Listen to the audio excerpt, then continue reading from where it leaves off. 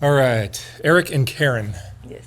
Yep. Where are you guys from originally? Where'd you grow up? Well, for me, that would be Orange County, Fullerton.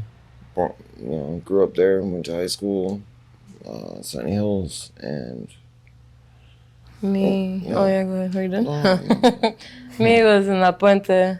I used to, it was El Monte, and then I went to La Puente. So suburbs of LA. Yeah. Hey, if you want to say it. yeah, exactly. You guys are married. Yeah, 13 years. Legally. Yeah. How'd you end up down here? You're at 6th and Crocker, which is one of the worst, probably blocks you could be on. The only You're probably only white. 2 white people on that block, right? Yeah. Yeah. No, we are, and we get hated on all the time. But Every night. the whole story was at the beginning of this year. See, I'm an electrician. I was getting tired of getting screwed by all the contractors. I actually did a building right out here on Hope called King Cigar Lounge. A lot of rich people there. Lots of rich people in between 11th to 12th. It's beautiful. He did all that. But I got tired of getting screwed by them. So I went off on my own. And since I was doing that, I had all my tools, everything, my life inside of my car. At the beginning of the year, I got stabbed in the back by a gentleman that was a black Nazi. Literally or figuratively? Literally. He had the swastika on his hand, everything. Dressed like a Nazi, too. Yeah, red laces, everything. He's, you can tell he's done his dirt. So, all my tools, Everything was taken. everything, not just our tools, but the most important things that we needed. He had just gotten them back too. He had lost all his tools from another contractor that kept them, and he'd given them to his workers. So he had just came up with all his new tools and lost them again, and the car. So that made you put you on the streets? Well, the stabbing, I'm sorry, I got a little, this, after I got stabbed, lost the car, it got left there. I had no keys, no way to get into it, and we weren't able to pay rent with our brother-in-laws and my mother-in-law. Well, they don't want to put in for utilities or any rent whatsoever. So we weren't able to pay rent for, I believe, about 1 to 2 months. And my mom was getting real stressed out, and she took it out on me mostly. She always does. And one day we just got into it, and she's like, leave, like tonight. So we left. And we heard that they had a lot of programs down here, to get housing. And we're like, we're tired of renting with family, and, we deserve our own spot. Yeah. Yeah, we do. We've tried many times, but you know what? It's a lot. Things are a lot closer out here than they are where we were in West Covina or La Puente. You'd have to go. Say you go to the DPSS office, well, that's 30, 40 minutes away. Mm-hmm. And then to go to another office, that's another 20 minutes. Yeah. So it's down here, you have everything right here, right in your face. And there's a lot more opportunity that I had never even heard of until we came out here. So it was really neat. We knew some of the people coming down here, and we thought it was, I grew up on the streets since I was 12, I didn't anticipate it being like this. That's for damn sure. So tell me about your childhood, Eric. My childhood? Yeah. How'd you end up at the streets at 12 years old? Well, my parents were extremely religious. They were Christian, and then they decided one day that it would be a fantastic idea to convert to Judaism. Yeah. They took me out of. Now, mind you, I was in a private school, private Christian school, in second grade. Third grade is when they decided, hey, let's be Jewish. What the hell? Why not? So they sent me to public school, which was kind of backwards, but all right. But they made you wear the. Yeah, they made me wear a yarmulke, and it's It really messed me up. Just all the kids making fun of me and trying to start crap with me.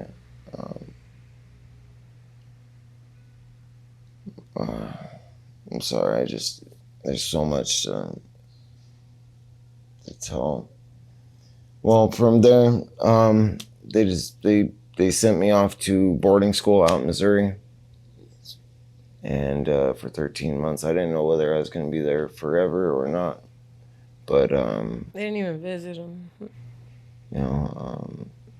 I guess I was being bad. I wasn't the best kid. I'd take off for a while, but that was also because I'd have to sit there, and for simple things like to eat pepperoni pizza, I'd have to sneak out of the house. He was secluded from a lot too. They kept a lot from him. So when they'd tell him, don't do this, but never why. So he'd be curious. So when he actually explored and seen certain things, that's when he went all out because they kept. No, I'm just. No, that's tearing up. I'm sorry. Karen, tell me about your childhood. I am the only daughter from 6 brothers, and I was more like the caretaker in the family than anything. She babies my brothers more, so. Abused, by my stepdad. In what way? Yeah.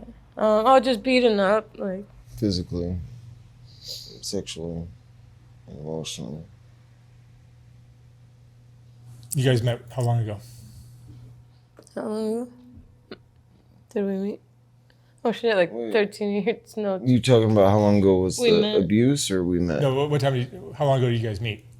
Oh, we met. 13 years? No, I got 13. We met 13 years ago on July 7th, 2009. Mm-hmm. Met on MySpace, of all places. So, It turned out to be a joke. It went off as a joke. Friends were all trying to get at her. And I was in a band at the time, touring, just messing around. And I didn't know that she had added me the day before, but I just messed with my buddies, like, hey, let Daddy show you how it's done. I was like, I bet you I could get her with one word. yeah. And it was hi, smiley face, because I know how my buddies were. They were, hey, we want to get drunk and party and this and that. And it's what everybody else uses, but I was genuinely interested, and I try and show that. Yeah, just high. But that's how that started. 3 months later, she was pregnant.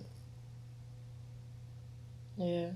And And we got married after that. You've been married for how long now? 13 years now. 13 years. Yeah, we No kids? Just one kid. He's 12 years old. Yeah. The most wonderful, beautiful boy in the world. He's I couldn't have asked for a better kid. We couldn't have, Where is he? He's with her mom right now. We don't want him down here. It's hard being this far away from him. Yeah. And drugs were a part of your life back then? Yeah, they always have been. And your drug now is fentanyl? Correct. How did that start for you guys? Well, thanks to me. Thank you. I kind of got her turned on to it. Here you go. Oh, thank you, man. I appreciate that. Oh, no, who cares? You always look pretty. Don't worry. But, he had a complicated birth.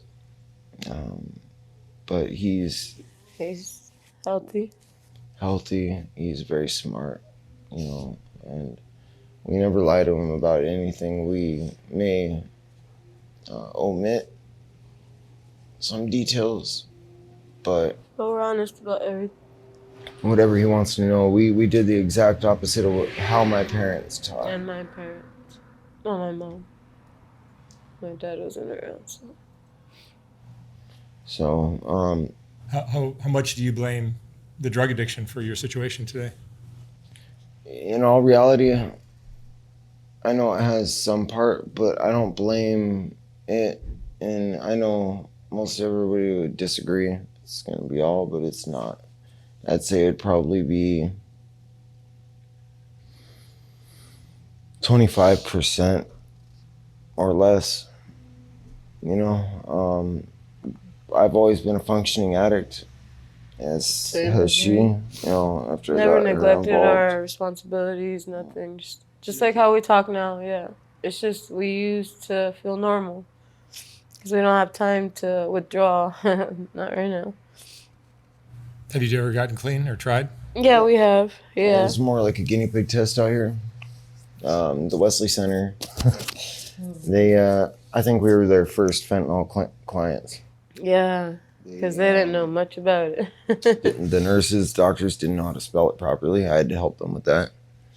And when they did that, they gave us a couple boxes of it, but you know, we waited the correct amount of time. There's different, I don't know if you know anything about it, but there's different analogs of the fentanyl. It's called remifentanil, sulfentanil, acetylfentanyl, carfentanil. Yeah, he knows all his.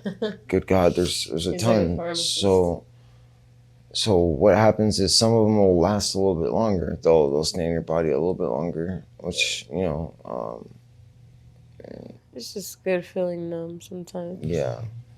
I had you know, and that's not me bragging. This is just an explanation as to why. One of the reasons why I do it, aside from liking to feel good, and is that it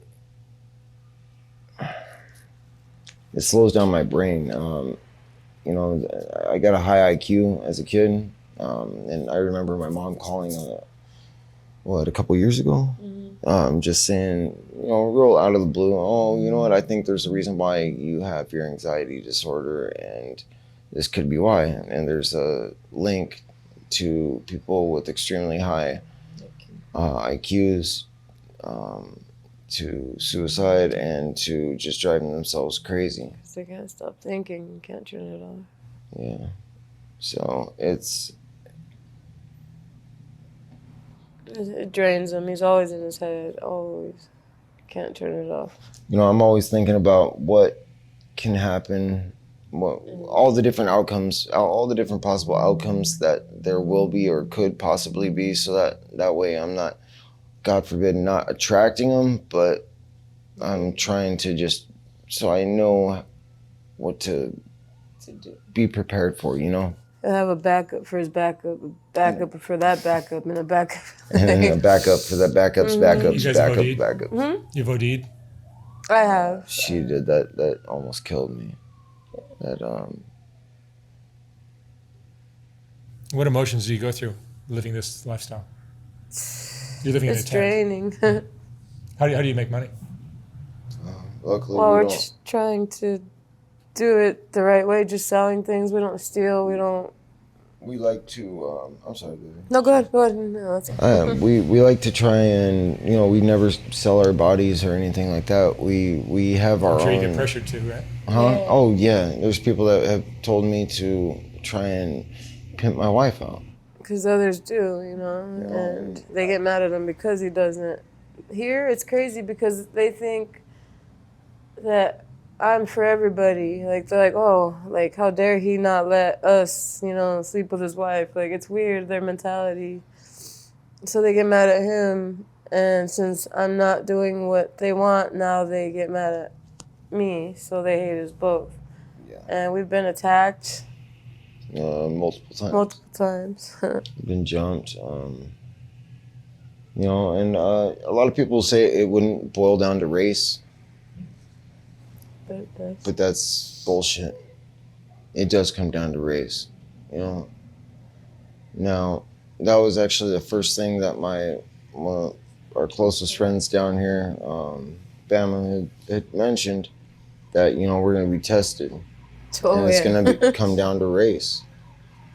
Everybody else we talked to said, no, it's not going to be race, you know, it's just this, it's just that. Because we don't do anything to disrespect anybody. We keep to ourselves. Yeah, we just try and keep our head down, you know. And that pisses them off, It feels like apparently. not bothering people bothers people. Yeah, and it does. It I does don't bother understand it. We have a crowd of people that literally sit across the street from us them. And just all talk night shit all and night. talk shit all night as if they're trying to push my buttons to have me blow up and go and kill every single one of them. They try to separate us as much as they can. Like they try to have us fight. They want us. They don't want to see anybody happy.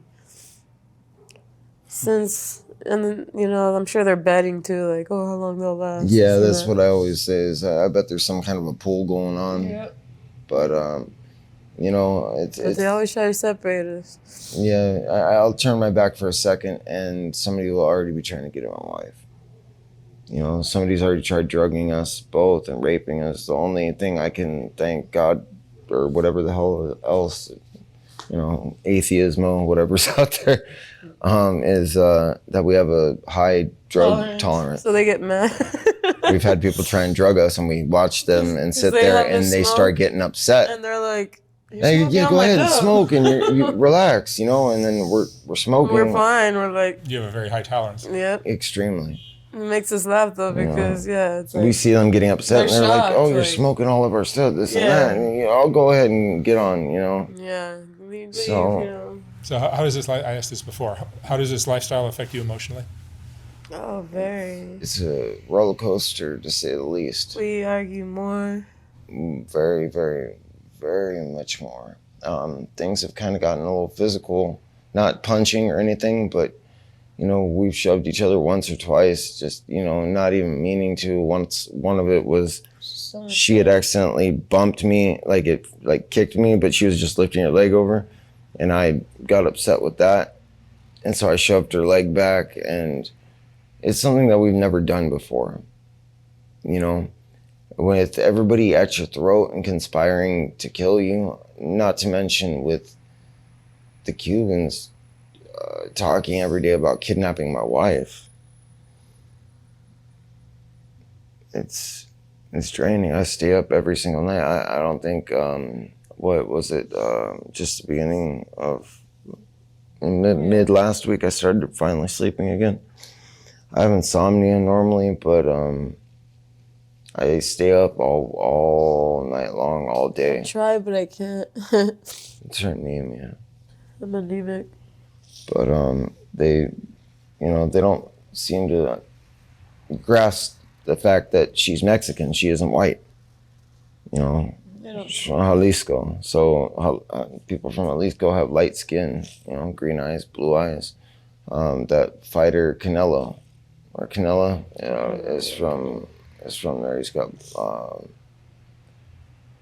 light skin and what's it, brown now? He's the ginger. Yeah. Yeah, he's the ginger. Yeah. So, you know, they don't think we understand what they're saying because Cuban, the way they speak is a lot different. Yeah, different dialect. Different dialect or a different way But of I speaking. understand some of them. But key words and key phrases still are very pronounced.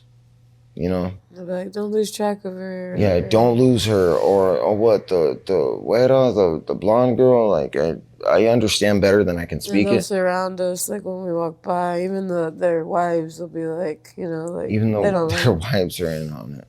yeah, And we already know that they've been in on trafficking and kids and stuff. It's You know, I don't even know if I should say that. But, I know. You know, to hell with it, you know. they need to get caught. It's horrible what they do. Yeah. You know, especially since they've gone after my wife, you know, as bad as it sounds. Somebody's tried killing them, but it seems like they never get them. Like there's been a lot of I don't tries. understand why they evil thrive, and Yeah, I don't you know, get that. just because I have a drug habit or she doesn't necessarily make us a bad person. We're not hurting anybody. We make sure to keep it out of the face of.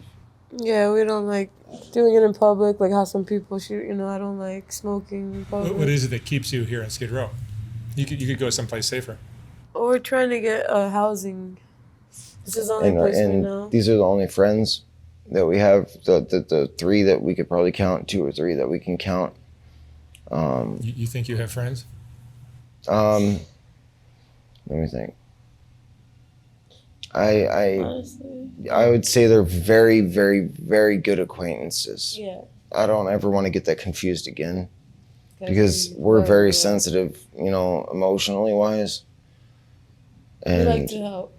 God, that sounds like such a bitch thing to say, but that's how we are. We're very sensitive, we're very in tune with each other, but we're very personable, not a social, not, I guess a social butterfly kind of, right? But Like, people approach us. Everybody that's that's the talked to us thing. approach us. We don't approach anybody. We try to keep to ourselves. Rapists, But child everybody that molesters. approaches us has bad intentions.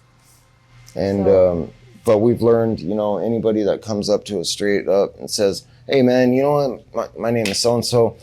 I keep it 100. I don't do this to people. I don't do that. I don't do this." And me and her just kind of look at each other and kind of smirk, and we're like, "Oh, all right, yeah, on to the next one. Bye, dude." Or a lot of them will make up places they've seen us just to hey, talk to remember us. me? Like, hey, yeah, exactly. Remember me? We've had people stalk us. And they put it so general to where it could be anything. Hey, were you that guy at the bus stop sitting next to that guy with the face? Yeah, the guy with the face. Yeah. Did he have a nose? Hell yeah, he had a nose. Oh yeah, I remember you. Like, kind of crap like that. Like, Yeah, what I've learned after doing this I've been down here for 12 years, but the last 3, almost every day, on and off, is when somebody tells you who they are and what they're going to do, that's basically a list of who they aren't and what they're not going to do. yeah, exactly. absolutely. Almost to the To the T. to the T. Yeah. There may be one slight variation, but even then, that's a maybe. Yeah. They're practically giving you a grocery list of what's going. What's gonna happen? They tried raping us or her mostly. Who knows? Remember with that Gorilla Piss, Sure. the PCP. Oh yeah.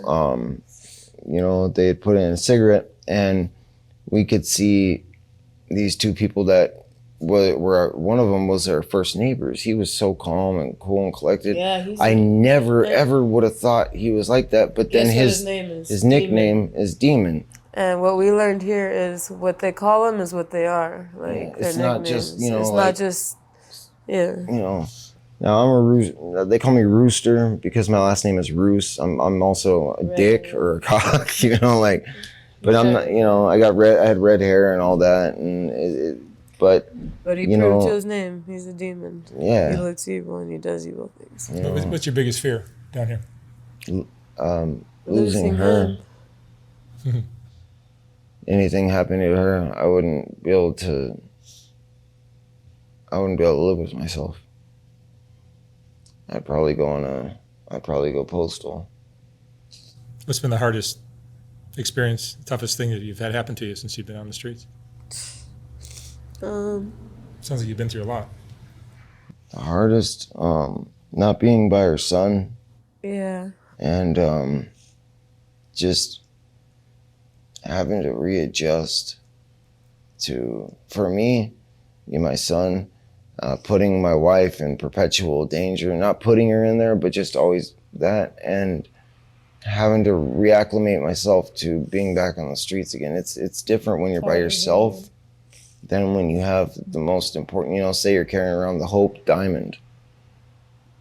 That's going to be nerve-wracking because you don't want to drop it, you don't want to chip it, nothing. You don't want anything to happen to it, not a finger. I don't want anybody touching her. And that's how it is for me. It's Do you have any regrets? That's a tough one. Plenty. I don't regret doing dope. I'll say that right now. That's just who I am. Everybody has their vice. Some people like to drink their beer. Some people like to go shopping. Some people like to do that. I believe in moderation, and I've shown that. That's the one thing that we're not down here for. But our regrets, procrastination, and letting my anxiety, I don't know if it's the same with her, but letting my anxiety paralyze us from doing what we're supposed to do.